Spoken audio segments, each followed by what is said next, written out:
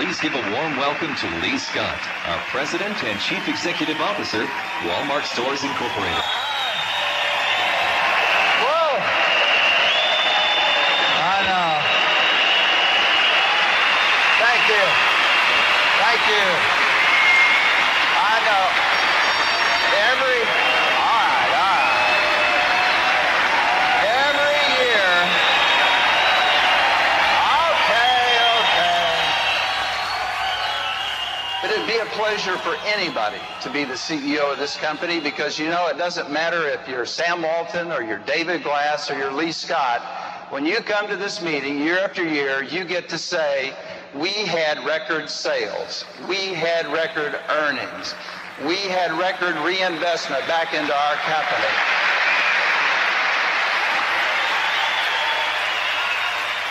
But you know, I say all that, but let me tell you, my friends, you better be ready to be better. Because today, for whatever reason, whether it's our success or our size, Walmart Stores Incorporated has generated fear, if not envy, in some circles.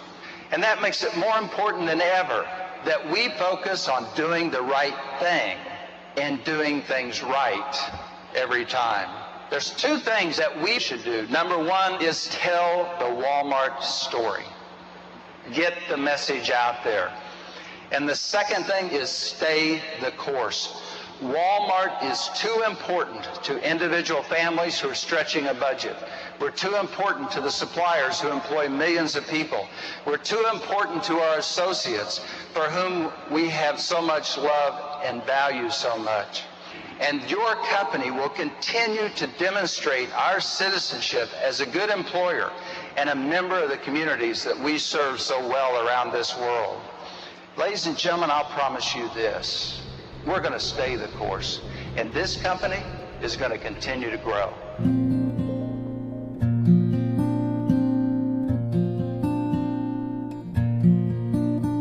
Actually, H&H was started in 1962. Started on Main Street in Middlefield. Little country store that at that time I was starting a family, and it was pretty difficult to know. It was a big decision. And my brother-in-law and I decided, well, we were going to take that step, and we went into business and started in a little one-room building that had a full basement, but we did all the plumbing in the basement, but the upstairs retail area was very small, and we were there for a year and a half to 2 years, and then we moved on to a larger store and a shopping center, and spent several years there, and then we proceeded in 1992, built this facility here. This gentleman here, that happens to be my son. He's been a right-hand man for many, many years. It was much easier to retire in '96 when he was here to take over. One of the biggest parts of our store being out in our rural areas, what we call our hardware section, you know, and the nuts and the bolts and the nails and all the type of fasteners. That's always been good, because a lot of the farmers were always mending machinery and things around the farm, and some of the kids that were, you know, kids when I was growing up, you know, in here. Now they've got families and they come in here for the fix-it-up type things. Since I was 8, I'm down on Friday nights after school. Work till 9. You have the car out there? I worked here since I was 6. Swept or helped customers when I was young too. At the end of the day, Grandpa or Dad would give us their pocket change. Spent a lot of late nights in here too, especially when we were building it. I generally arrive here about 7:15 in the morning, and I unlock the door. I come in and turn the lights on, and I get the day money for each drawer in the registers, and I open up the registers, and usually at that time Tom is here, and Tom goes ahead and kind of tidies up the front of the store and sets out the American flag and the benches for our customers to sit on. And a lot of times the Amish fellas on their way to work will stop here for things that they need for their day's projects, and they'll come up and get plumbing or electrical supplies, or a lot of times sporting goods. We have a busy sporting goods division.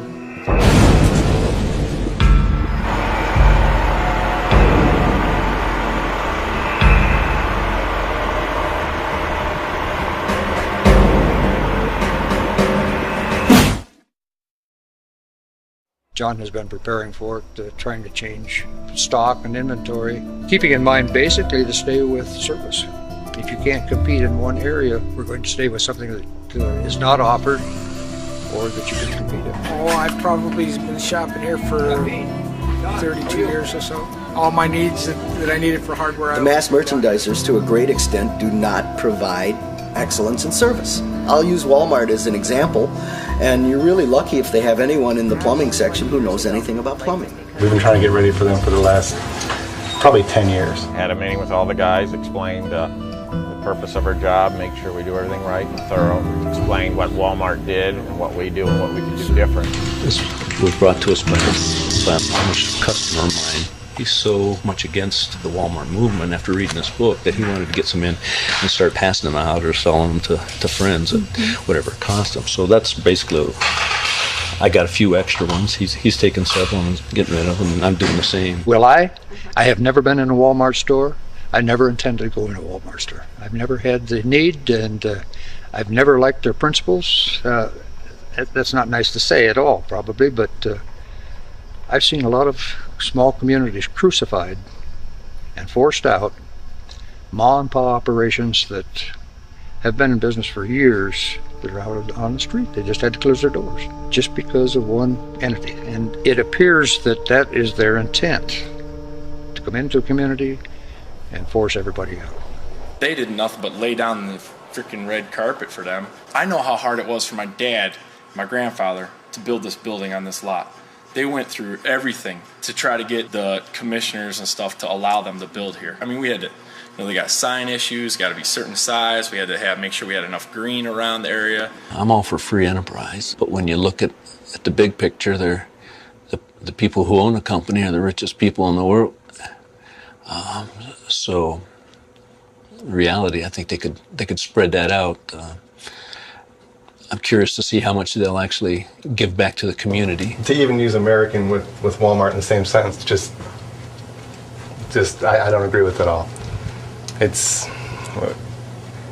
like a Chinese company to me, only with American board members. It's not a mystery. They come right out on record and said that they don't buy American. And all it's done is give China a better distribution center, whereas before they would have had to find contacts, who to sell to, and develop their own markets. Now they've got a pipeline right in everybody's living room by going through Walmart. I think the government should have more control. You talk about monopolies. If Walmart's not a monopoly, I don't know what is. I'm not at all in favor of any kind of communism or socialism. I believe that America should always and forever remain free. However, I think that there need to be regulations established wherein, they busted up Standard Oil and they busted up Ma Bell. But Walmart seems to be going on a rampage through the American economy, and nobody's even paying attention. The logic of it escapes me, and I spend a lot of time thinking about it. Well, I'm a Republican. I'm a conservative, and but I'm following very closely what's happening with the unions. It used to be that the union wage was something that everybody would look up at and say, "Wow, he's a union worker. He's making $18 or $20 an hour." And I realize that's what we're paying our people. We're not unions. I'm all for the unions doing whatever they can do, and whether it be Walmart or Kmart or any store that's not going to pay a fair wage. I'm a staunch American. I love America. It's the finest, freest country in the world. I'd still, at my age, I'd fight and die for this country. But it seems that there are things going on within this country, particularly from a business and economic standpoint, that aren't for the good of the people. The people in mass. A small segment of the population is doing well by what's happening, but the greater majority of the people are being made subservient. Sam Walton, I don't think would be comfortable with the way things are going right now. I don't think this is why he started the store. It wasn't to crush other competition. We have people in this town, families who can't feed their children, and families who have the entirety of their belongings in a car and in a trailer and are spending most of their life in their car or at the mall because they've been evicted from their homes because they can't find work. They can't find work. And I think there's a lot of people that don't realize there are those people in town too. Right. You say that's in Middlefield, and oh no, that's exactly. That's not the case. I was dreaming all of a sudden that the people in this town caught on to a great extent, and we were all out in the street protesting. But I think the likelihood of that happening is like we'll probably see pigs fly before that. I put this business plan together that, with the help of different hardware organizations and people, and I went to several different banks to check on some funding. And when I got an appraisal on the business and the buildings, the appraiser actually came in and devalued the building. Here I figured it'd be appreciating after like 10 years, and he came in with a lower value, and I questioned him. I said, how can this be? He says, with inflation and the economy's not great, but it still should be at least holding its value. And he said, no. He said, anytime a Walmart's coming into a town, they knock the values down, because sooner or later there's going to be a bunch of empty buildings and none of them are going to be able to sell. Any community on a grand opening is going to see a change, drop in sales. It happens regardless of whether it's Walmart or somebody else. You'll get a drop in sales. So there'll be a dramatic change of some type. How long it'll last? It can't last forever, because you just can't stand the overhead if you don't have the business. So something has to happen. And let's hope it doesn't come to that point. But you never know.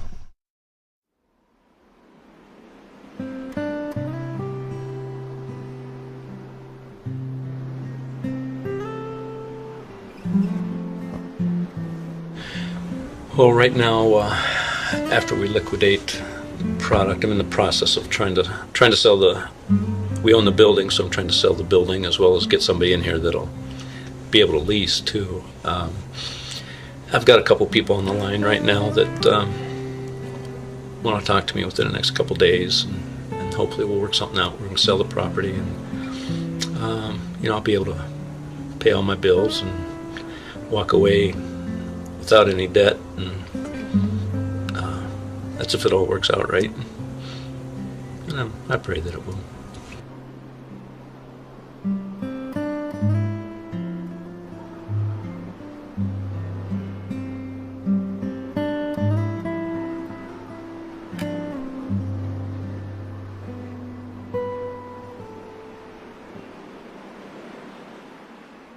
I remember that like it was yesterday. To hell with it, Walmart by the damn town. We'll shut them down. And we used to drive through towns going 6 months, 3 months, 6 months of when we'd be closing them.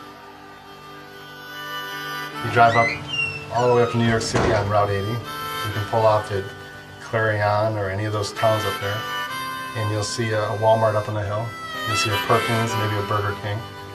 And then you'll drive farther into the town, and you'll see an empty town. It looks like a neutron bomb hit it. Well, I rode that ribbon highway.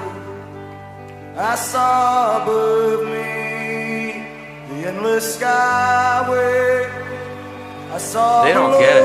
When we start talking about quality of life, they start talking about cheap underwear.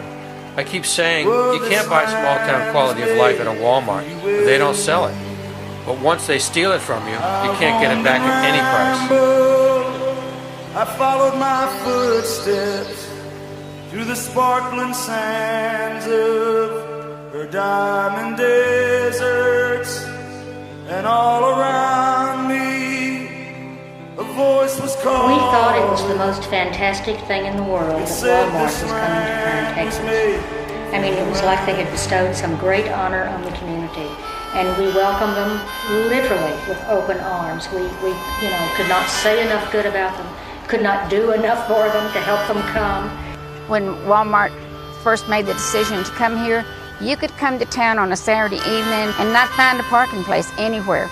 I came to downtown Hearn on Saturday before Christmas, and there was 12 cars in downtown Hearn. I counted them, 12 cars in downtown Hearn. That is pathetic. This land is your land, this land is mine. From California to the New York Island, from the Redwood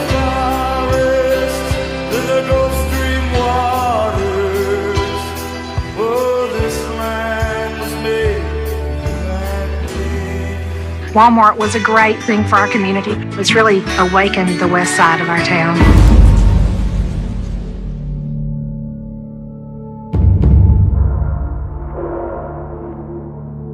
I think Sam Walton would tell us, just as he did before he passed away, that the number one thing in this company is our associates. And we've got stores that aren't treating associates as well as they should be treated. And, you know, it's a community college. I didn't have much for anything else. You know, I was doing really well. You know, I had a 4.0 average. But life happens. You know, my dad got sick, my mom got sick. And things happen, and it just didn't work out the way I thought it was going to. Right. When I started working there, I had so much pride in my job. I did. I didn't mind being there when they needed me. I didn't mind doing... I knew that we were short-staffed. At that time, I didn't know it was a purposeful thing, that that's their intention. They had stacks like this of applications in the back. They just didn't hire them. Right. And then we're told, we don't know what to do. We don't have the people. We don't have this. We don't have that. And I really did at first. I was really, I felt bad for them. It was like, oh, okay, I'll give you an extra hour here. I'll come in early tomorrow. Okay, I won't take my day off. Always having to stay late. You're supposed to work till 11, you're there till 12, 12:30. Keep the number of associates from being full-time as many as you can. Keep them at part-time as much as you can. And just keep reducing that expense. The company doesn't allow the stores enough payroll dollars on their budget to get this job done, and the job is enormous. This company is raking in the dough in the sales. I mean, my store alone did over $100 million in sales the year that I left. Having to get up with the kids, getting them out to school after 4 hours sleep. They don't care about what you sacrifice. It doesn't matter how many people lose their families. It doesn't matter if the associates have good health care. It doesn't matter anything other than what the bottom line profit is for that store that month. It just makes it really difficult to have a good family life at Walmart. You know, if you can squeeze every dime out of them, you go for it. And it doesn't matter what happens to their families. If they fall apart, they get sick, you know. To hell with them. We're troubled by the fact that there are people who work full-time who, in fact, cannot provide enough for their families to live decently. It was just impossible for me to pay my bills and pay for daycare and work. Nina, you should have plenty of time to go into the office. The money that I did get went right back into Walmart. I get my check, have it deposited, go shopping. When I first started Walmart, I had my kids on the Walmart insurance. It got to the point where it just was too much for me to handle. I just couldn't afford it. I'd have to pay my premiums at work, and then when I took them to the doctors, I still had to pay.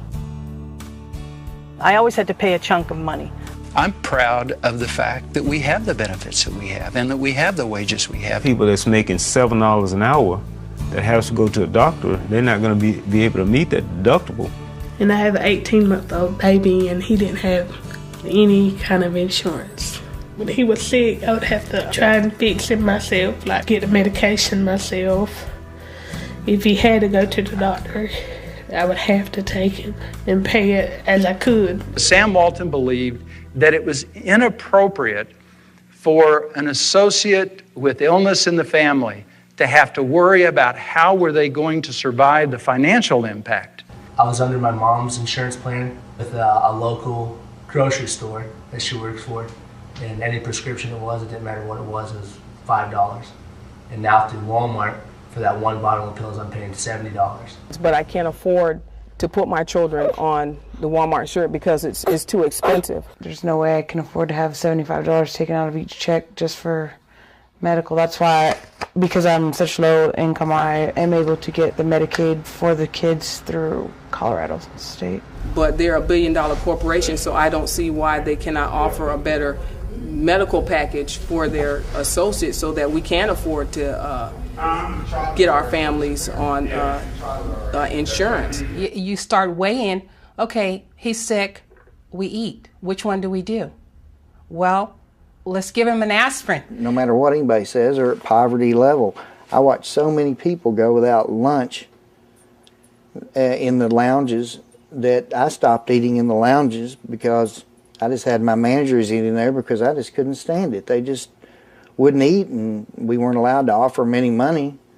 And there were people I see that didn't eat nothing. They'd take an hour lunch and just sit there. We have full-time employees that worked at Walmart, and they had medical, but the medical was so high, so they had to go out and get Medi-Cal, some type of government medical.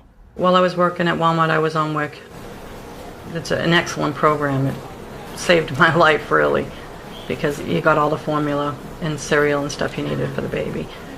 And I also went to the Medicaid office. It can be a real hassle having to deal with the offices, but, you know, at least they're there. I'm thankful for the programs that are available, you know. It's not a fun situation. It's demeaning. I always heard people say, you know, oh, they're just, you know, there's so many people who just use the system, use it. I can't imagine that, because there is no way I would want to spend any length of time having to do what you have to do to get assistance. You talk about using the system. Look at the way Walmart is using the system. They're promoting people to go to Healthy Kids and to get food stamps and Section 8 housing, and they're the ones that are using the system. Yeah, it's pretty bad when you need to tell your employees that all these programs are available for you because we're not paying you enough money. Retail giant Walmart is encouraging its workers to go on welfare. Instead of paying for its employees to have health benefits, she says Walmart is making the government take care of it. In Florida, Walmart has more employees and family members eligible for Medicaid than any other company. Critics accuse the retail giant of using Medicaid and state programs for the poor as its health care plan. This report from UC Berkeley researchers concludes Walmart costs state taxpayers $86 million a year and county taxpayers as much as another $25 million to pick up the tab for public health care, income tax credits, housing subsidies, and food stamps. Evelyn Dees used to work full-time for Walmart, but didn't have company health care benefits. She literally couldn't afford to pay for it, so she turned to government assistance. What the public doesn't understand is that those everyday low prices are based on taxpayer subsidies. Walmart is getting away with it because they can. I talked to the regional personnel manager about who was going to take care of the Walmart associates and their health care needs, and he said, let the state do it. The personnel manager told me personally that there's assistance out there for people. They should be able to go use it. Use your taxpayers' dollars. I had a list of all of the government agencies and all the different places that people could go if they needed money for their utility bills, if they needed to apply for food stamps, or if they needed to apply for WIC or for Medicaid. So your dignity is not there, your pride is not there. You go to work knowing that you're not making enough money to really make ends meet, but yet you got to go with a smile on your face and fake it. Yeah, that's pretty bad. Come up with some type of health care that a full-time person can afford and don't have to put on the scale health care or feed my family. Why is it that a corporation that in 2003 had an outstanding $240 billion in sales would not provide a livable wage and affordable health care for their employees? There's nowhere around that there's a company that makes this much money and still turns around and makes their associates go to the state for aid. I think my company takes family very seriously, and they'll help you achieve anything you want. The possibilities are absolutely endless at Walmart.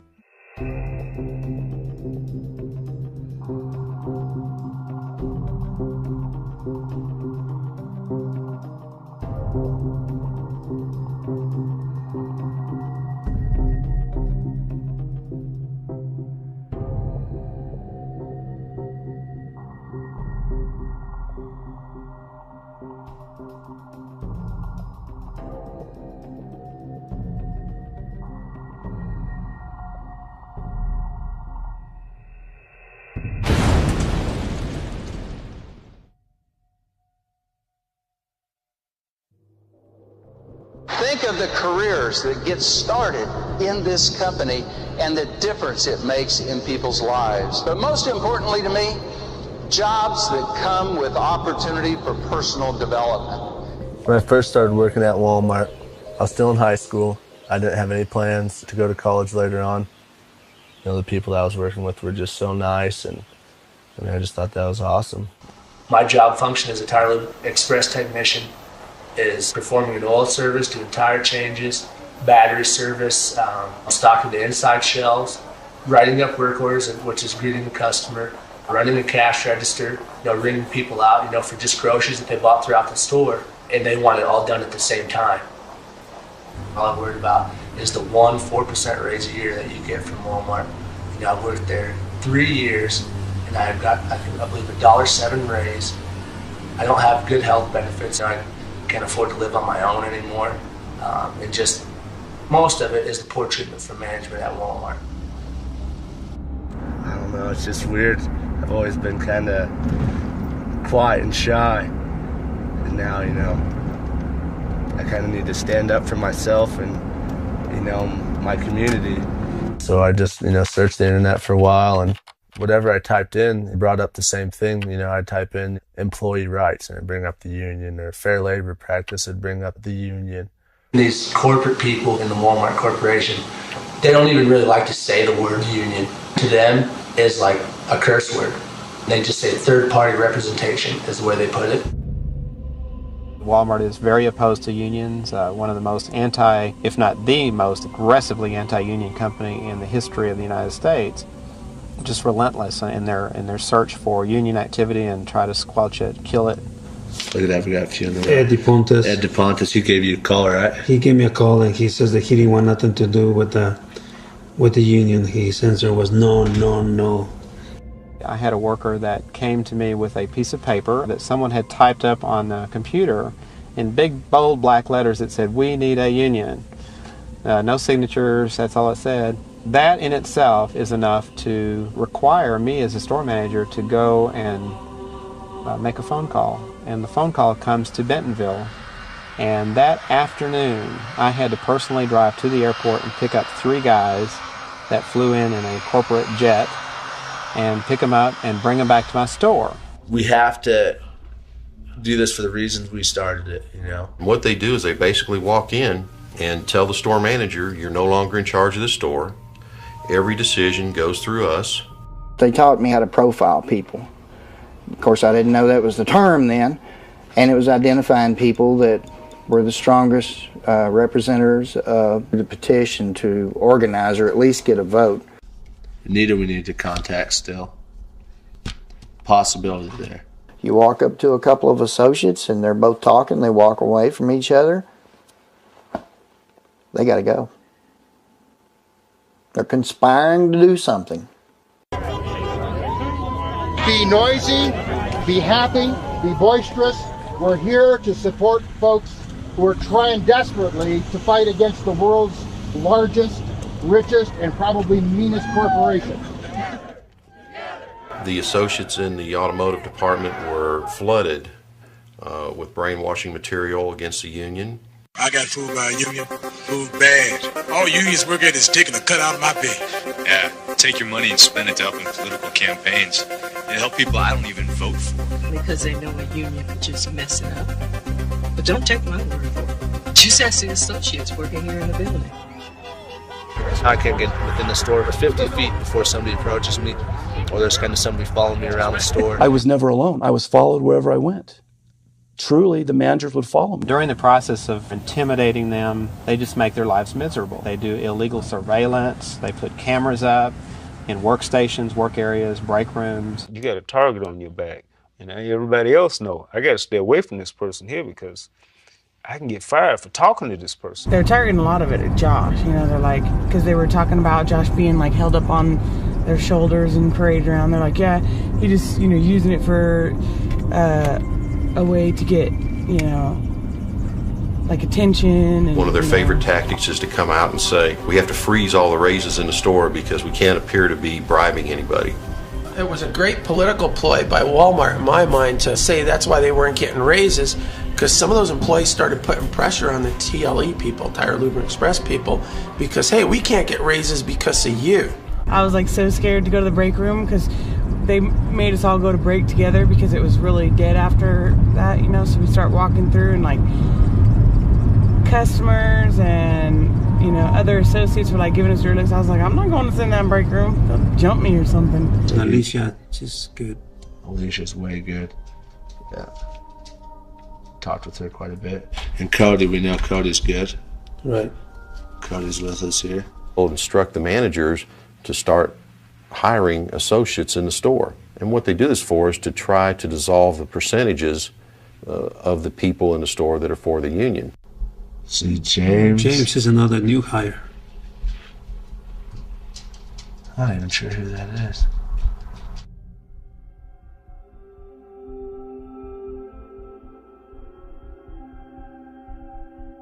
Yeah. But you know, this is our store. This isn't their store. We're the ones, we're making the money. We're the little worker ants, you know? So what's your prediction? Right now I'd say 50-50. Yeah. I mean, the few people in the middle are just going to make it or break it. Yeah. Right now. I think you lost Alicia. No, I've talked with her quite a bit. Yeah. She's just kind of hard to read type person. Yeah. I hang out with her and stuff on the weekends, but she's definitely into it. She's real strong. I just believe it's really just gonna go like done because, you know, Cody's not voting, Ryan's not voting yes, and I'm still kind of. I kind of really don't want to vote, but then I kind of have to because you know. You're getting all, you know, freaked out because of, you know, what they're saying. They're not going to know how you voted. They're not going to know. All it's going to be is a bunch of numbers right now. So we've got 6 for a no. Another 6 yes. So we've got 1, 2, 3, 4, 5, 6, 7 on the fence. The company does everything that it can, and that means anything, and they will kill it. They'll kill the campaign. Walmart winning out, as you said, 17-1, but the union said it's not a fair battle. It's not according to the National Labor Relations Act. But when they find that there's a campaign going on, everything that can be done, fair, unfair, legal, maybe not so legal, is done to keep the union out.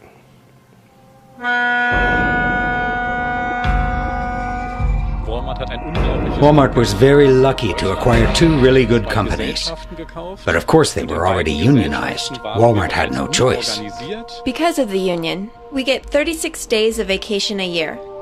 Usually people take 3 weeks in the summer, 3 weeks in the spring. It depends. You can split your vacations into 2 or 3 times per year, or even more often if you prefer. My job is very important, and if I have to fear for my job, it's a bad thing. A very bad thing. If Walmart says we're all a big family and we have nothing to hide, everything's great, then I don't understand why the colleagues in America can't have a workers' council, can't establish a union. I can't understand that. Walmart is a career. It's not just a job. Good quality of life, good educational opportunities for my children. It is right for the 1.2 million Walmart associates, including more minorities and more seniors that work at any other company in America. Walmart offers the right job at the right time in their lives, and it gives them a step up that economic ladder. My name is Edith Arana. I live here in Southern California. I have 2 girls. I go to school to be a preschool teacher. I worked for Walmart for 6 years. They explained to me the different things they offered and the type of company Walmart was. I said, that's a company I want to work for. I always found it rewarding to me to help the customer find what they were looking for. I could work wonders. Do more with less. I know the true meaning of do more with less. They want the associates to do more, and they're going to pay them less. They would come in the office or on the floor. It didn't matter where you were working. They would say, well, you know, we have no overtime. There is to be no overtime whatsoever. We may have 5 baskets of clothes that need to be, merchandise need to be put back. You may have 30 minutes left on your 8-hour shift, but we need those baskets put away. And they usually do it with a smile. You would go along with it because you needed that job. And there was no ifs, ands, or buts about it. They would let you know one way or the other, if you can't do it, I'll just get somebody else to do it. You are not a person that cannot be replaced. And you know, we're hiring all the time. And in your mind, you go, look, I got these kids at home. I just have to make that sacrifice, and you will. They are asked to work off the clock with the implication that if they don't work off the clock, that is what is expected at this particular store, they are going to lose their job. And they do it as a matter of survival. And it comes from the top. Walmart is fighting legal battles with scores of former employees in 31 states. Hourly workers who say the company has cheated them out of hundreds of millions of dollars in overtime pay. The Walmart Corporation paid approximately $50 million to settle an off-the-clock class action suit in Colorado. In Texas, it is estimated that they cheated workers out of up to $150 million in unpaid wages. Our policy is that we pay everyone for every hour worked. You're the CEO of Walmart, that's the best you can do? If you work here, we'll pay you. That's it? Work at Walmart. It's better than getting kicked in the nuts. Our district manager actually explained to us how to cheat workers out of overtime. He said, this is how you can come in on your payroll budget for this week. He said, if you had, let's say, 3 workers that had overtime, maybe an hour, or even 20 minutes over 40 hours, he explained to us how to go in the system under a false user ID to get into the computer and move that time to the next week. I've seen managers go in when someone worked 41, 42 hours and change it to 40 hours. The people that are struggling to just live on the basics every day or do without need that extra minute or 2 on their paycheck. And those are the ones that are victimized the most. I'm not the only one that did it. I've seen every manager except for one general manager do it. Walmart refuses to follow the very American ethic that has served the country well for many years. People should be paid for the work they do. Walmart currently faces lawsuits in 31 different states for wage and hour abuses, potentially involving hundreds of thousands of workers. As a store manager, you're responsible for reducing your expenses every single month. And the only way to do that is to keep the associates' numbers down. I was just getting about 19 hours a week, and that's just, you can't pay bills with that. I mean, it's not right at all. If you're not getting those full-time hours for that week, that's devastating. It may help them on their bottom line, but it doesn't help you at home. When it comes to jobs, we have good jobs. 74% of our people are full-time. Most people in America don't know that. Although most people in America also don't know Walmart considers full-time employment 28 hours a week, which at their starting wage works out to under $12,000 a year. INS agents arrested 250 undocumented workers in 61 Walmarts across America. We was working from 9 p.m. to 7:30 a.m. We was locked in stores and we could leave store until store manager come morning. Walmart is paying $11 million to settle federal allegations it used illegal immigrants to clean its stores. I'm stunned that they would employ illegal immigrants. Very stunned. You're stunned they hire illegal immigrants for nearly no pay? Lady, you just bought a sweatshirt there for 29 cents. Walmart, the world's largest retailer, could be facing the largest lawsuit ever brought against a private employer. Lawyers suing Walmart will file their motion today, and if a judge agrees, the company could be facing a class action lawsuit for discrimination against 1.6 million current and former female employees. I had no idea about the lawsuit. And there were people in my store that had no idea about it also. Members of management that are in the upper echelons of Walmart management talk about how women at Walmart are useless. I had done receiving manager, I was operation manager, I was merchandise manager, so it's like I kind of did it all. I cleaned the bathroom every single day. Ken would come to me and he'd say to me, "Oh, it's your turn again." And I look at him, I said, "It was my turn yesterday." Well, and he'd laugh and we'd joke about it and we'd go back and forth and I'd say, "I know, I'm the only female that's working out here, so hence I have to clean the bathroom." Nobody said, "Well, why a woman been in this company all of these years?" You look at the evaluation, every general manager stated she should be a GM within a year, within 6 months. Every evaluation. What's wrong with this picture? The company hides the fact that these practices are very systemic. They're systemic, meaning that they come out of the home office. Bottom line, if you were a female, you just weren't worth it. You just were not, you weren't worth the time, you weren't worth the money, you weren't worth the effort, nothing. A blind man. My grandmother was blind. She could see better than what you guys could see because you put the blinders on. You didn't want to see. When I called to file a petition or to file a claim against them, just to say that they discriminated against me because I was a woman.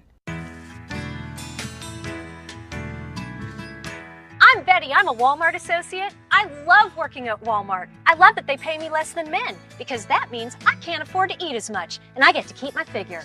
Jim got promoted to management over me, but that's okay because he's a cutie. You go get him, honey. When I applied for the assistant manager training program, I didn't get any response back at all. I went through everything that I had done for my store manager. And I done it like you would do a checklist. Said, "You told me to do this, I did it. You told me to do this, I did it." He agreed on with a nod. And I said, "So now I want what you promised me." He just bluntly told me, "There's no place for people like you in management." And I said, "Well, what do you mean people like me?" And I said to him, I said that I'm a woman or that I'm black.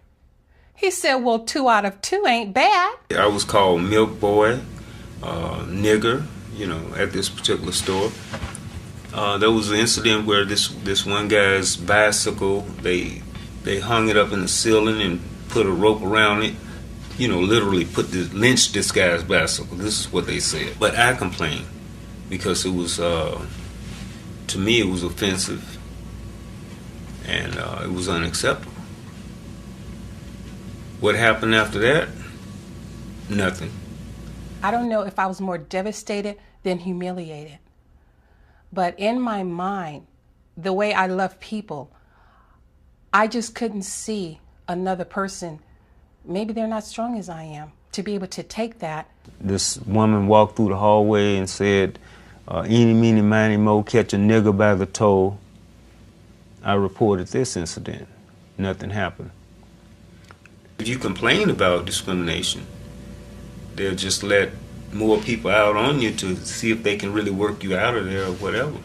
And that's basically what happened to me. I just got tired. I started going backwards in my mind of all the different stuff.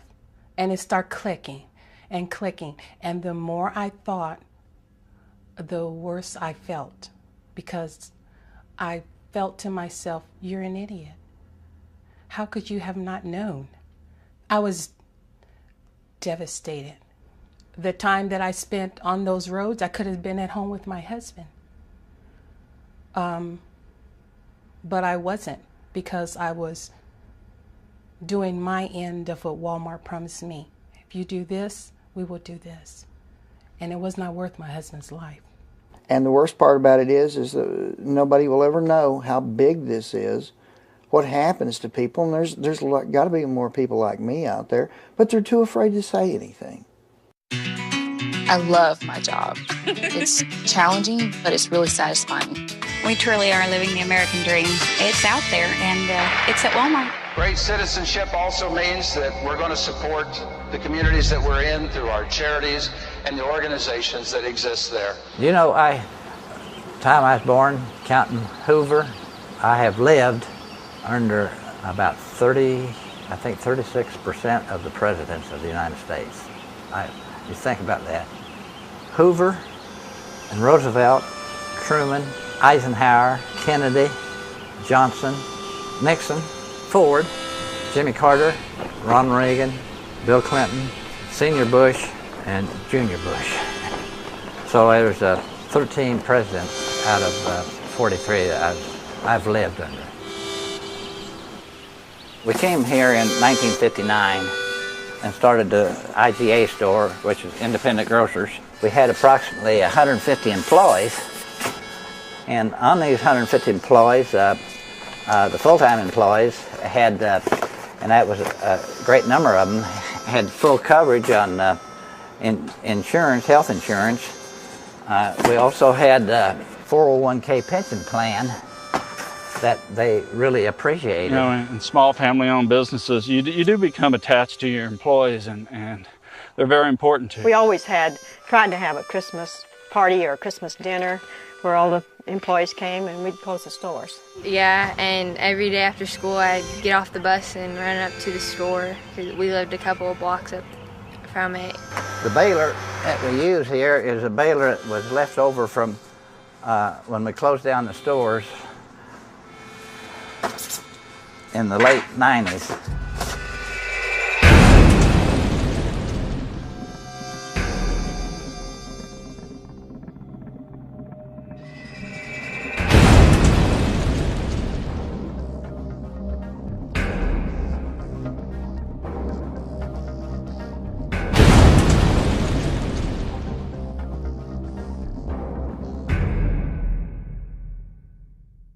I don't believe it's fair the way that Walmart can come in with the funding that they get to put their sewers, infrastructure, road, parking signals, ingress, egress, etc. in compared to what the independent retailer gets. No, I don't believe it's fair. Well, certainly it's not fair, and I think he at one time did go talk to them in Cameron and say, if we're going to run a business here, can you help us? Well, no, they couldn't do that. I don't think it's fair to help them to build roads for their business, and at the same time, the store open puts others out of business.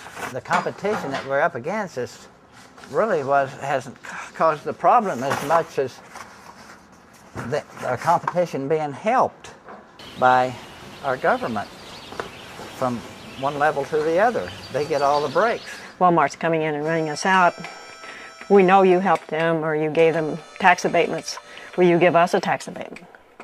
And no, they couldn't do that. So the county nor the city would do that. And of course, everybody knew it was unfair, but what can you do about it? Maybe, well, there's nothing you can do about it. On sewer, water, any of that stuff, as far as I know, we never received one dime from the city, county, or any place like that. If you tell them that you don't want them in your city limits, there's been nothing to stop them from buying 5 acres out here outside the city limits, plopping their building down, hooking up to rural water, and having all the negative effects on the city and none of the positive effects. It was a supercenter in Cameron. It took about 40% of our business in Cameron, and about a third of our business here in Hamilton. In Brookville, it took over 50% of our business just overnight. It was hard to make those payments with a wholesaler having problems it sells. So everything just kind of culminated in everybody having problems. To pay the employees, well, you used cash from the inventory, and then you didn't have any inventory. In the process of all this, I had to borrow money to put in the stores and with the farm as collateral. It went down from there, so we had no recourse but to just close them up. And it was 40 years of hard work that seemed to disappear all at once. It wasn't very easy. thing to adjust to, but And now you can see Irvin's still saddened a lot. It certainly wasn't what he planned. But we had a lot of good times, so, you know, he did a lot of things. He knows lots of people, and they respect him, and so I don't know what else you're going to get out of On life. to close that store, and that was a Sunday morning, and I went down to open, and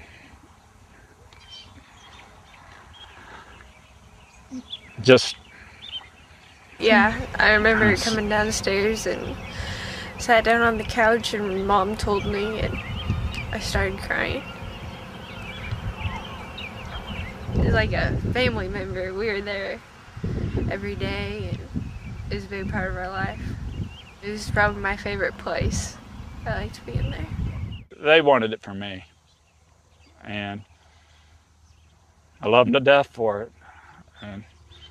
But, you know, they wanted it for me and my family. and if Walmart still gains ground and have a monopoly, where will our families and where will our children be, and what will they have to do to work and to be competitive? And in 10 years that the spiral is going, it could be very, very serious for the nation.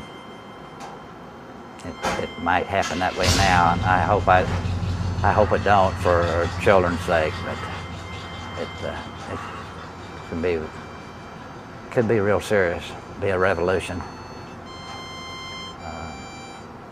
I won't say it'd be a civil war, but it'd be a revolution. And I don't think anybody wants that.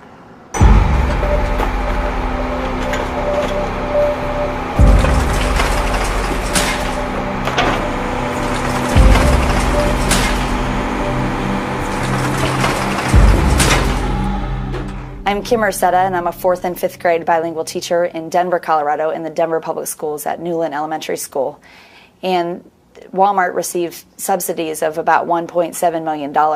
And with that $1.7 million, our Denver metropolitan area, that could have kept the 3 schools that we just closed down this spring open. I'm Monica Jefferson. I'm a speech-language pathologist, and I work for Special School District of St. Louis County. Walmart receives over $31 million in subsidy from the Missouri government. Cathedral City made a $1.8 million investment, but because of Walmart's lies and not stepping up to the plate with their commitments, we're short on policemen, we're short on firemen, we've eliminated the recreation division of the city.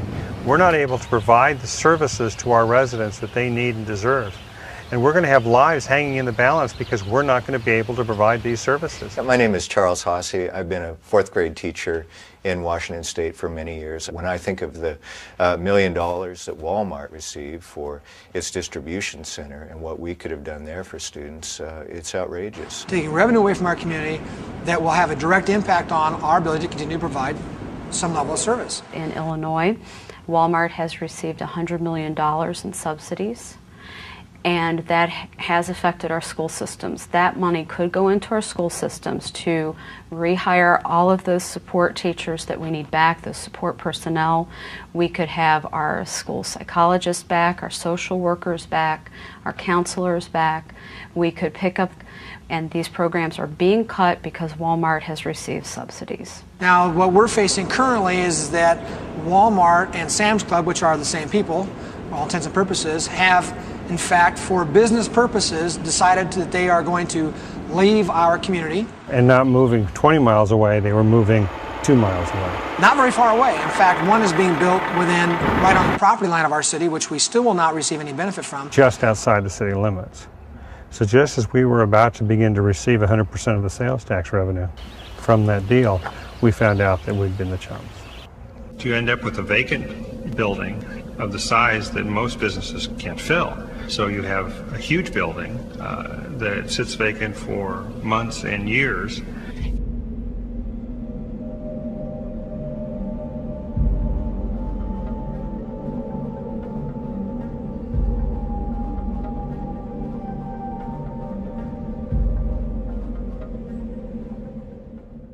That's why at Walmart, we give back $5 every second to the communities we serve throughout the holidays and all year long.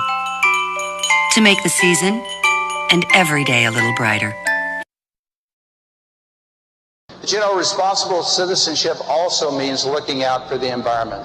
We can make a difference in this area of sustainability. One of the most exciting things about a Riverkeeper organization is working with the public. And we have a lot of volunteers that volunteer to keep their part of the Catawba River. Because the Catawba River is dammed 11 times and has 11 lakes on it, we have lakes with coves, and so we call our volunteers cove keepers. And these cove keepers work to safeguard, protect the Catawba River. Essentially, we did an investigation and we visited about 7 WalMarts in the Catawba River Valley to see what their environmental practices were and judge whether their current environmental practices would have an impact on the drinking water of the town of Belmont. And what we found in every single case is that WalMart had a practice of storing herbicides, pesticides, and fertilizers in the parking lots. What concerned us most about this particular case was the proximity of this WalMart and the creek running right by the WalMart site, and that creek empties right here at the intake site. For me, when I'm out on patrol and on the river and there's a drinking water intake right there, what I know is that there's a mom somewhere who's at a kitchen sink and she's putting water in a bottle to make formula for a baby, and that baby is drinking. The labels on some of the herbicides and pesticides said this product known to cause reproductive harm by the state of California and birth defects. These pallets with bags and bags of this material, many of them broken and busted and spilling on the pavement. Every time it rained, all this material was washing right into the stormwater and eventually making its way here to the Catawba River, the source of drinking water for almost 2 million people in the region. So we began calling Walmart to really express our concern about these chemicals making its way into the public drinking water. And they gave me a name and a phone number of somebody in Arkansas, the headquarters, to call. And that person, when I talked to them, it wasn't the right person. They said they didn't think they had an environmental person that was in charge of handling environmental affairs, but they would try and find out. Tim, this is Donna Lisson. They never called. So again, I called back, and this time I called their attorneys. I called the person, the contact name they gave me. I called their attorneys and said, look, I'm not getting any answer from anyone at corporate Walmart. And because I haven't, I'm going to start a weblog. And every contact I have with you, I'm going to put on my website and report what your response is. And if there's no response, that's what's going to be on our website. And so that's what I did. 2 or 3 days later, they still didn't call back. We then sent them the law, and I elevated the rhetoric and said it appears to us as if you're violating the storage laws. We are getting ready to contact our attorneys. Still, no one called. Finally, the attorneys for Walmart who had testified in the hearing gave me the name of a person that they thought was their contact. I finally reached that person at Walmart headquarters in Arkansas, and he said he had just started the job. He had been in training for the last 2 weeks, and he didn't know what to tell me. So at this time, I started calling the news media and asking them to do a story. We got a great local news station here in Charlotte, North Carolina that responded on camera showing these pallets and pallets and pallets of chemicals, herbicides, fertilizers stored in the parking lots right beside the stormwater drain. It ran in the morning, the noontime, the 6 o'clock, and the evening news on that day. It just so happens that the Walmart manager for the local story where most of the video was shot, that had 81 pallets of this material out in the parking lot, saw the story. Called his regional manager first thing the next day and said, you won't believe what I saw on the news last night. And for all his stores in the region, he had them pull those chemicals from the parking lots and put them undercover. As I read the case history and all the environmental fines, and particularly the consent decrees from the Attorney General's office ordering Walmart to establish better environmental protection, what flabbergasted me most about the lack of corporate response is their apparent disregard for these consent decrees and that they hadn't taken them very seriously. It's only the local guys. I can say in my history as Riverkeeper, I don't think I've ever encountered a corporation, be it a power company, an oil company, as unresponsive as Walmart. Wildlife conservation is very important to me, but it's really exciting when a company like Walmart makes it a priority too.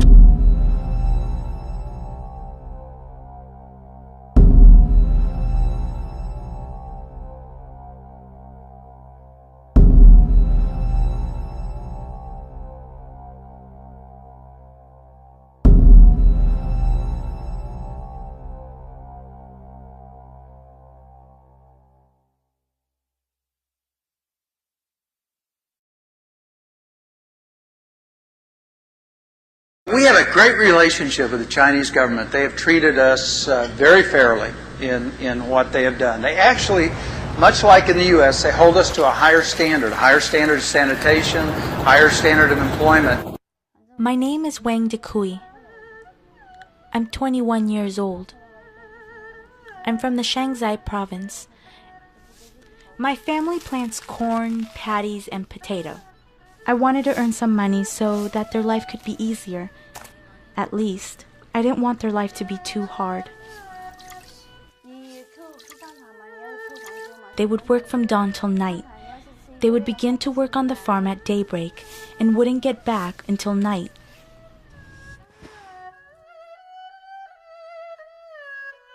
I thought about working in the factory when I was in middle school. At the time, I thought that it would be interesting and exciting to work in the factory. I left my hometown on April 29th this year, and then began to look for a job in Shenzhen.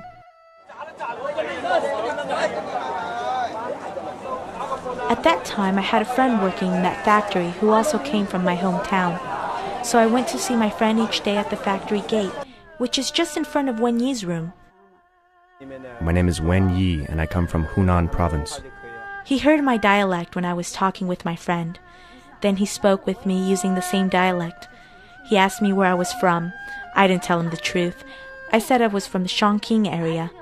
He served for the army in Chongqing for a couple of years, so he can speak the Chongqing dialect.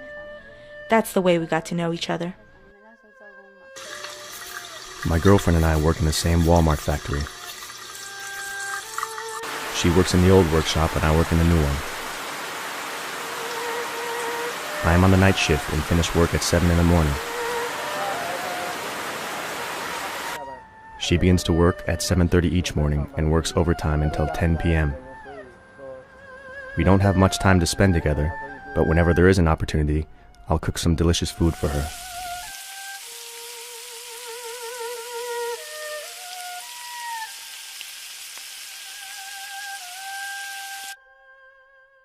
We like singing karaoke, shopping around and buying some little things. In that way, we feel more relaxed. Most of the times we go to karaoke, sing songs and listen to music, and we get in a good mood.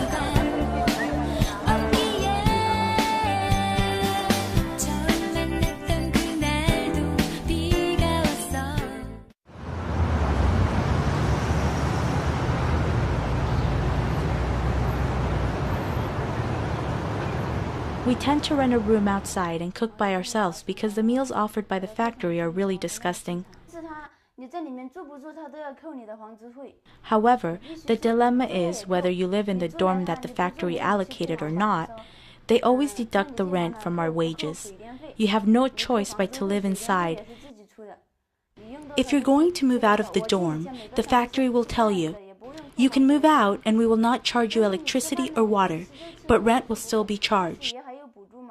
You see, if we live inside the dorm, we pay not only the rent, but also the utilities, which is charged by how much you use.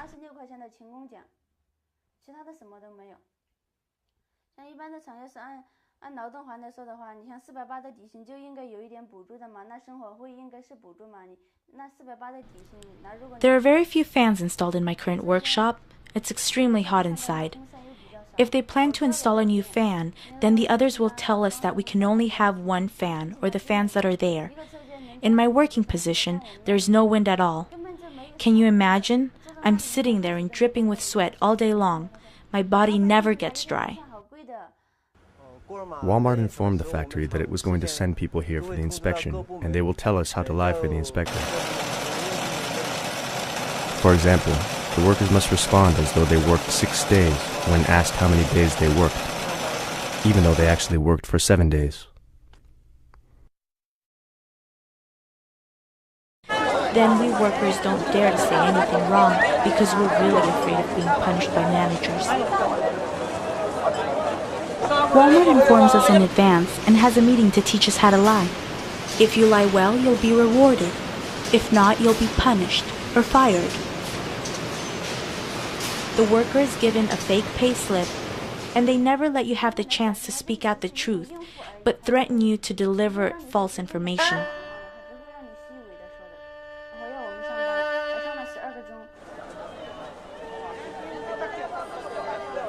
We really work day and night in order to get the wage of less than $3 a day. My mom wants me back home because she feels it's too toilsome, but I don't think so. Everybody else here has the same situation as me. If they can do this, I can do it also. I always think about my mom when I'm very tired. That would be wonderful if she could be here with me. She takes care of me very well when I'm sick. She'll let me have a good rest and cooks anything that I'd like to eat. She's really very nice to me. I would respectfully like to ask the boss of Walmart to give the Chinese workers some consideration and a chance for a little time off. Customers of Walmart, when you wear expensive clothes, when your children play with high-quality toys, think about China and the Far East. Those profits you made and the wonderful life you have are the sweat and tears and overtime working of Chinese people. If one day I encounter a lady who just bought a toy from Walmart, I'll say, "Respectable customer, respectable Walmart customer, do you know why you can buy such a cheap toy from Walmart? That's because we workers work all day, every day and night."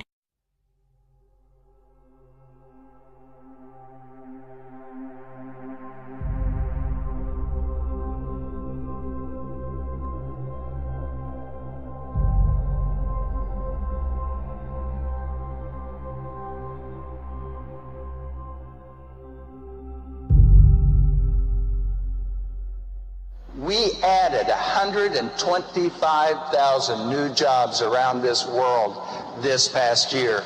Good job.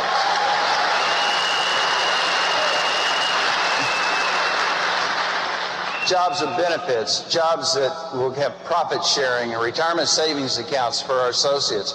But most importantly to me, jobs that come with opportunity for personal development. 189,000 young women in Bangladesh who are sewing garments for Walmart. These workers are getting up at 5:30 in the morning. They brush their teeth with their finger using ashes from the fire because they can't afford a toothbrush. Forced to work from 8 in the morning until 10 o'clock at night, 14 hours a day, 7 days a week on these wages of 13 to 17 cents an hour. These are women who are hit by their supervisors, trapped in utter misery. As the largest company in the world, Walmart sets the standards that other companies are going to follow. So Walmart right now is sucking down standards all across the world. These are workers who have no rights. The outlook for this company today is very positive. In every country that we operate in, the Walmart model works. Because once your associates know that you will stand up for what is right, then when they see a wrong occur, they're more likely to contact you. And we have a very aggressive program underway to make sure, and have had now for the last couple of years. I was a global services manager for Mexico, Central, and South America. My job function entitled three things. Oversight of all factory certifications, which means you go in there and you make sure that they're humane working conditions. Big deal with the factory certifications is to make sure that the workers are in a clean, safe, humane environment. When I was in the factory and you talk to the people and the people were so nice and they were so good and they were just working for so little money and without any condition of fairness whatsoever with their compensation and their working conditions. I went back to my hotel room and just wept the first time. And after dinner, I had picked up the phone. I was calling my wife and just telling her what I'd seen, and then I just started crying about that. Telling her. She was like, "It's gonna be all right." And I'm like, "I know, we're doing the right thing," but I just couldn't imagine it was this way. I thought that a company like Walmart, once we started reporting the truth of what was happening in the factory, would take quick action to try and make the working conditions better. I believed in the mission and the culture which I thought existed at Walmart. I led more Walmart cheers than just about anybody that I know. Didn't even mind being the squiggly. I mean, if you would have cut me, I would have bled Walmart blue blood. I didn't know that we weren't going to make it the goal to correct the violations. And I didn't think that any retaliation would be brought against me for doing my job. Now I realize I was pretty naive, but it just didn't occur to me that Walmart would do anything except for the right thing once they were faced with the truth. I kept going into other factories and seeing the same things over and over again. And it became apparent to me that this was not an isolated issue. All you got to do is follow the money, and the ones who are in power right now have tremendous pressure on them to perform like never before. The system was designed to keep the goods flowing to the United States. When push came to shove, they did not stand up and do the right thing. What really happened was we were getting fired for telling the truth about the factory certifications. And that was shocking. It was embarrassing, ripped my heart out. To have all of that ripped from you and then to get sold out and lied to, Walmart let me down, and when I needed somebody to look out for me, even though I was trying to look out for Walmart for years. We want to make sure that our suppliers comply with local country codes, with human rights standards, that people are not underage, that they're paid well. So it's time to show our pride, to let America shine. Made in the USA, it means something. Made in the USA means a job for somebody. But we've made it our policy to find more U.S. suppliers who can compete. Because American goods mean American jobs. At Walmart, we pledge to support America's sources whenever we can, so you can too. Bring it home to the USA. If we keep our prices low and raise our average wage substantially, we would in fact decrease our profitability disproportionately, and we would sacrifice a healthy chunk of what it is that our shareholders expect from us. It is written in the New Testament, the love of money is the root of all evil. This does not say that money itself is evil. The fact that I shared a room last night with Tom Shoei, our CFO, while we were in New York, saved $200. The fact that my dinner was $10 last night saved money.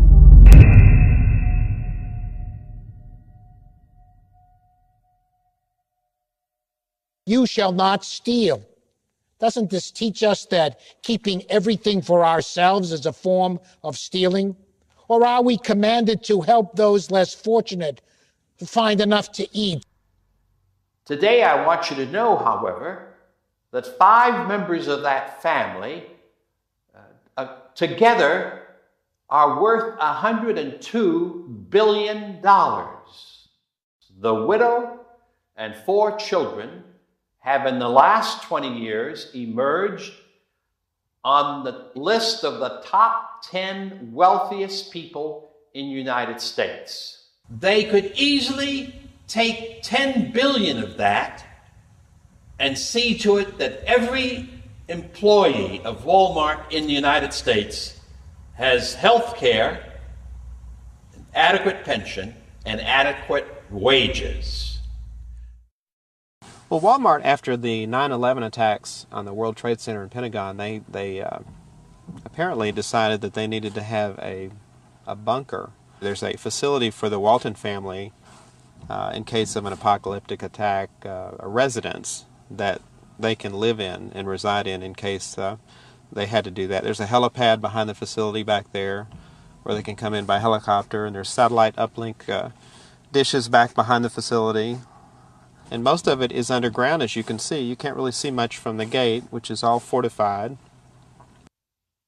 Faith means nothing at all if it does not involve us in loving one another as neighbors, in compassion for the poor. When you hear these bells at Walmart, Do you remember the people they're ringing for?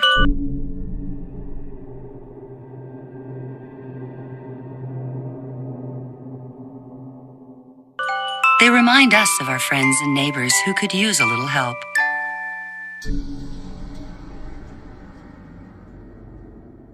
That's why at Walmart, we give back.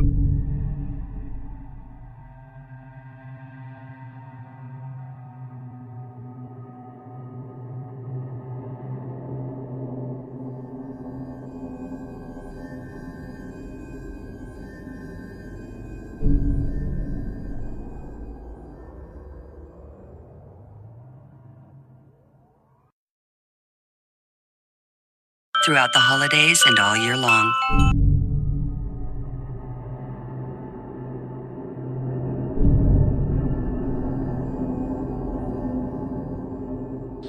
Of course, the most important beneficiary of this store is our customer. It's the customer who lives in that neighborhood. I was actually selling cars for about 6 months, but prior to that, I actually had my own business. I was doing wood refinishing on boats, and I actually did quite well at that. So that getting a little too old for that.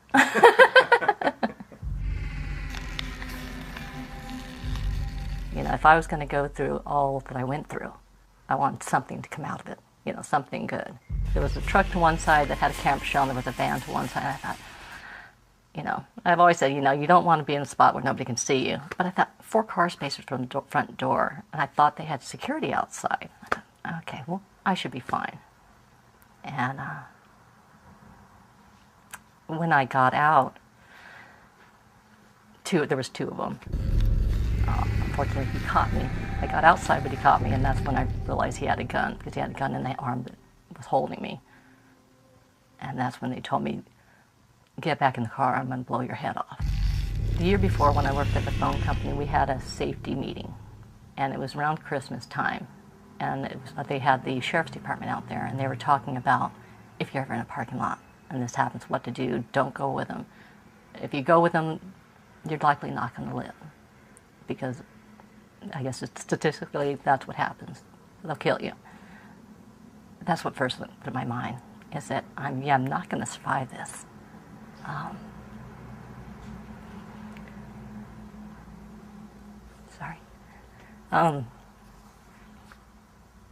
So that's why, you know, the decision to jump out, because I thought, you know, I want to either chance or I want to choose, you know.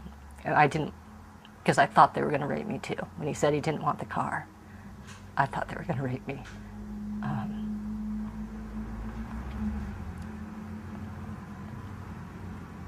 So when they got me back in the car after looking at the gun, I just kind of resigned to, you know, like I couldn't, there was nothing I could do. And I just kind of went, you go kind of cold inside. This is the parking lot where Laura Tanaka faced her attackers. Inside the store, Walmart had more than 200 security cameras and 4 security guards on patrol. Outside, there was nothing. The police did recommend on-site security, and that there was none.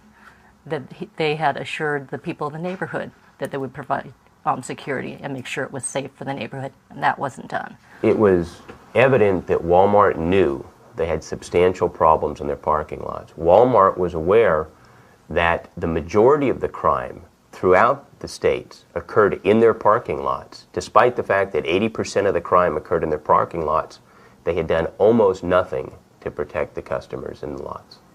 Rape, murder, kidnapping, all of these shocking allegations, and they come from Walmart shoppers. Report of a Walmart parking lot attack. Tonight, North Texas police are on the hunt for a would-be kidnapper. A violent attack in the parking lot of an Orange County Walmart. At least one man tried to carjack, rob, and shoot a woman. Who shot and killed 33-year-old Mark Korenick in the store's parking lot. A bold and deadly shooting. It happened this morning at the Walmart. Taylor's woman is recovering tonight after fighting a thief in a Walmart parking lot. A man is arrested after a tire iron attack. It happened in a parking lot of this Walmart. The two teenage workers shot while gathering carts in the parking lot yesterday at this Glendale Walmart. It happened at 1:48 this morning in the Walmart parking lot in Riverdale. She turned to run from the subject and was shot in the back. Walmart has conducted research on crime in its parking lots, and critics accuse the company of a nationwide pattern of covering up that research, of failing to turn it over in lawsuits. Here's what Walmart did not want to show. As early as 1994, as you can see in this internal document, a Walmart study showed that 80% of crime at Walmart locations occurred in the parking lot. And when the company added roving patrols at several sites, the crime rate dropped to as low as 0. A district judge in Beaumont tonight is fining Walmart stores $18 million.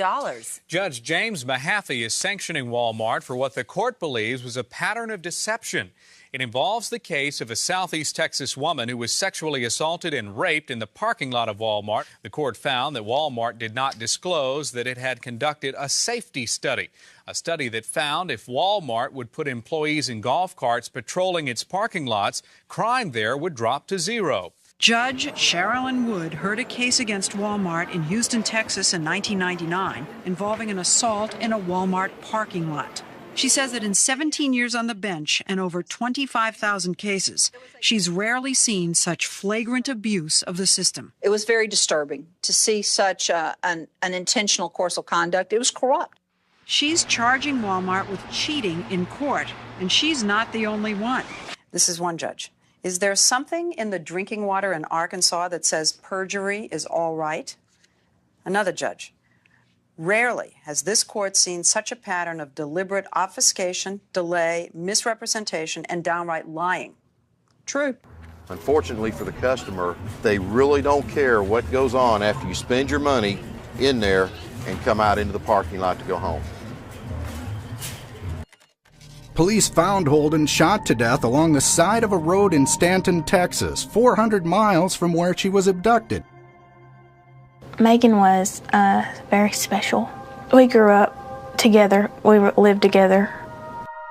She's really, really going to be missed a whole lot because she has a lot of people that love her. She was just a very sweet person, and she never wanted a whole lot out of life, but she just wanted to live and, be happy. That's all she wanted.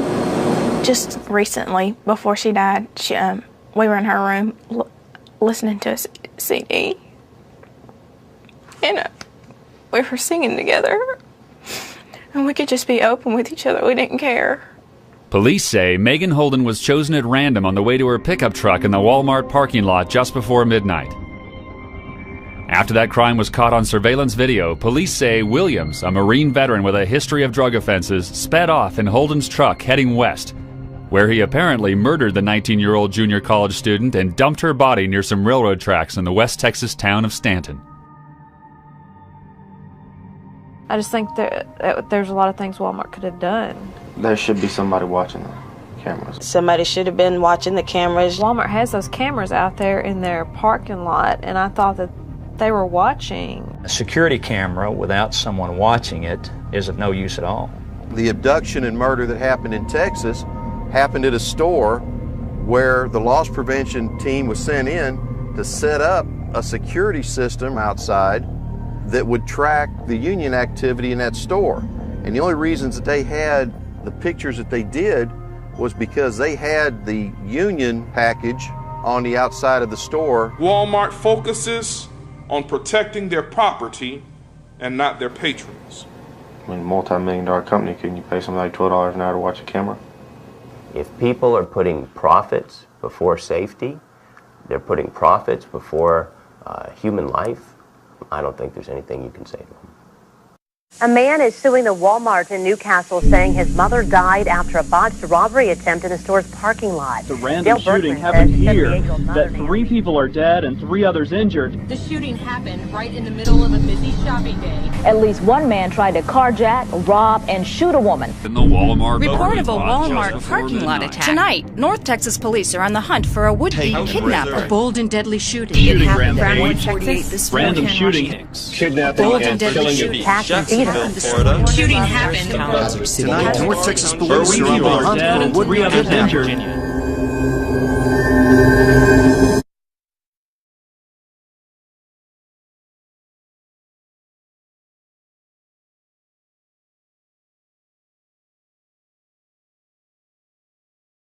Walmart stores has a responsibility to society to make sure that what we do fits in and represents what it is society expects from a big company. We need to figure out how do we in fact work together to cause them to want to have a Walmart.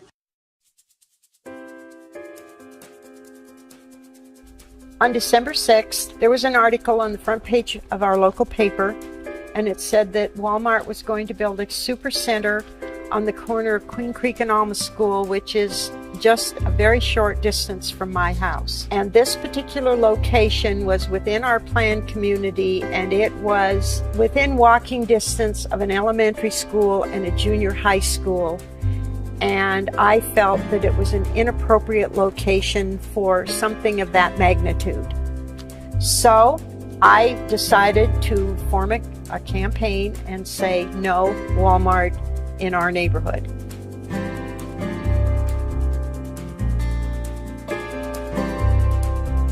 Living as Christ has taught us, we begin to transform the world.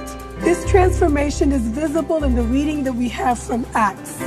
We're really trying to show why the work that we're doing is the work of the gospel. The lesson we learned in Inglewood is that we have the ability through our democracy to take power and take control and actually hold big companies accountable. As a nation in this world, the most powerful, the most affluent, we have the power to make sure that all have what they need. That this is not some pie-in-the-sky vision, but instead that this is our call as Christians to make this happen. One of my neighbors and I went and handmade some little posters, and we decided that we were going to have a meeting in the local park, which was about a block from here. We had no idea how many people would show up.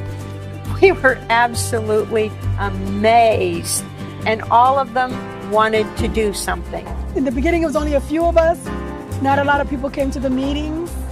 Only some supermarket workers and a couple of churches, remember? And then little by little, more people until they started feeling the pressure. They wanted to build the Walmart on this whole parcel. It was going to be 215,000 square feet. And there was going to be... Walmart was going to take this whole space. It's like 17 football fields big. And they were going to build one big box that was Walmart, and then little stores in between, and then another big box that was Sam's Club. People volunteered to do the various chores that we had.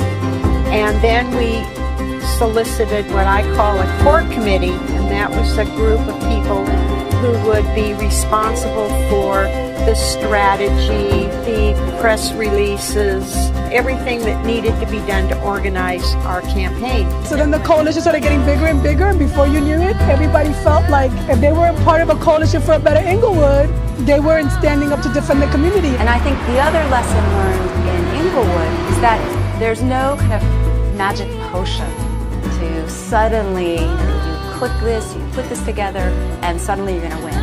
It's a hard process. There are a lot of things that you have to put in place, but when you put those things in place, you can win. It includes the ability to organize regular people, small business owners, workers. We got our message focused. We hammered away on the phones, hammered away on doors. People saw us coming and going when they went to church. Every time they went to a store in Inglewood, there was a flyer about our effort. We held rallies. It includes a legal strategy, enough resources to have the research, to be able to make your case, to be able to have the materials.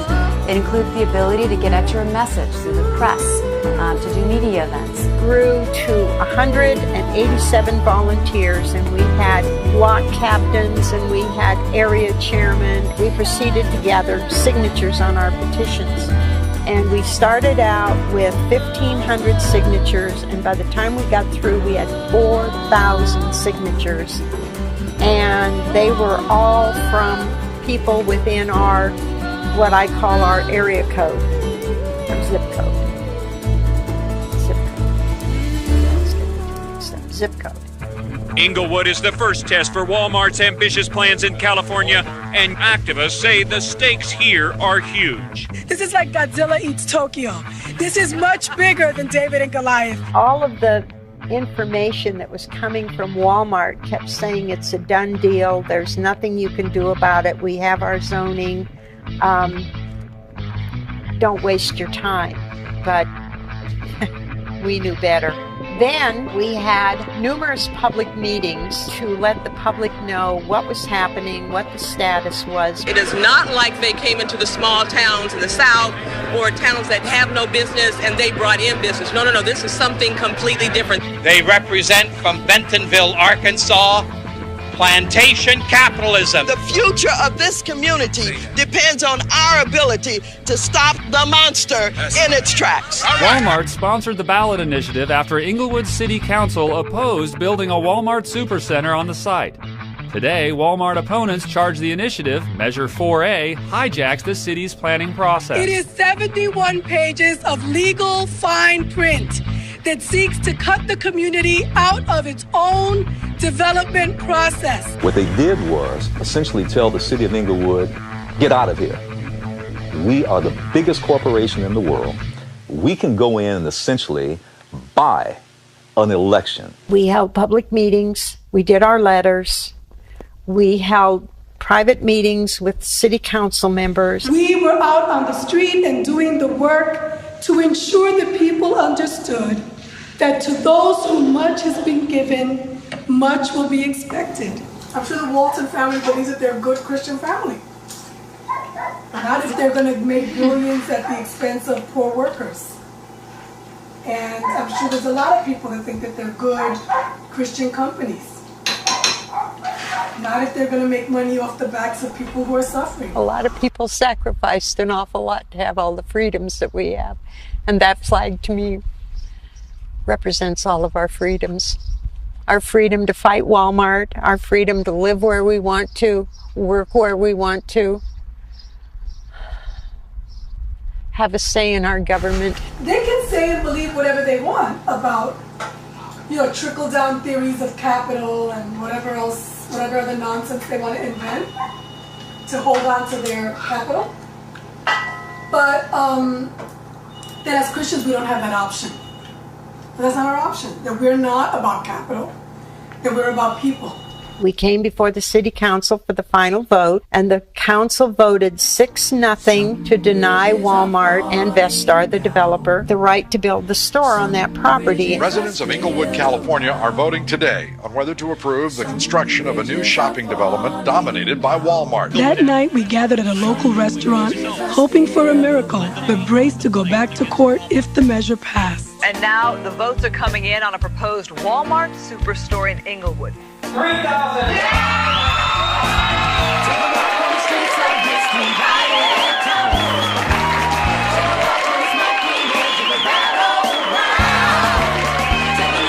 This small group of people took on a giant and won. And it was really meaningful because nobody told me to win because we didn't think we could win. Some bridges are falling down. Some bridges are still around.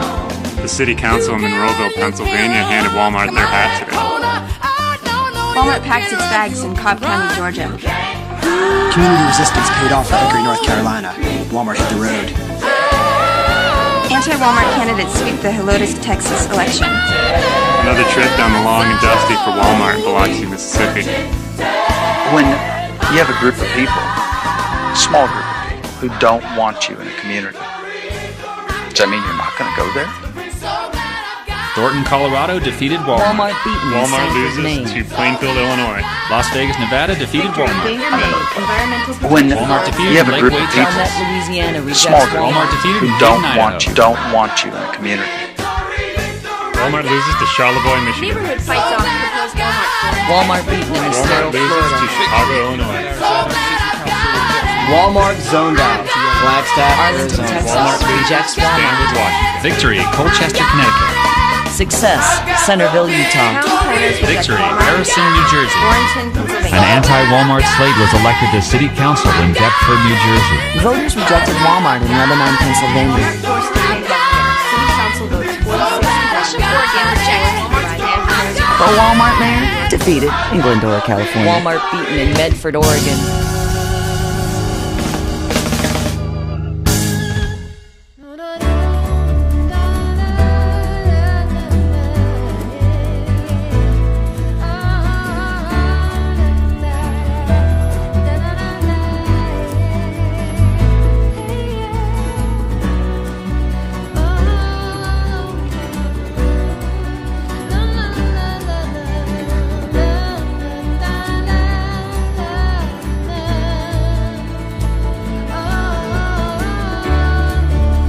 Who's going to take the picture, you? 1 million people a year visit Washington's adult home at Mount Vernon. And on this President's Day, there was disbelief that anyone would dream of disturbing his boyhood farm. Because there's plenty of places for a shopping center, but there's only one Washington farm. Surveyors have already marked off the property line for the Walmart. No, that's history. They shouldn't destroy people's history like that.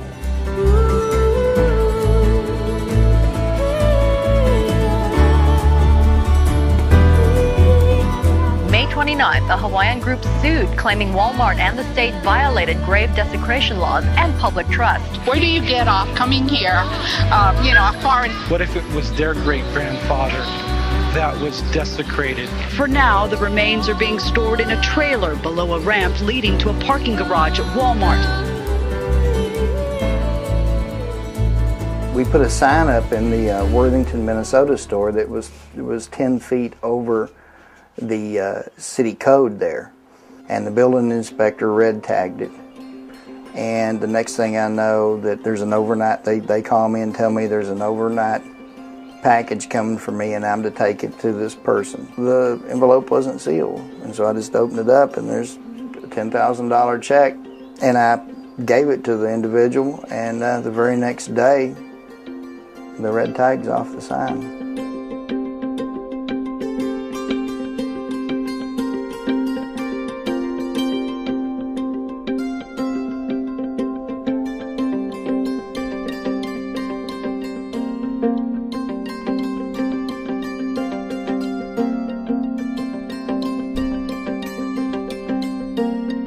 When you have a group of people, small group of people, who don't want you in a community, does that mean you're not going to go there?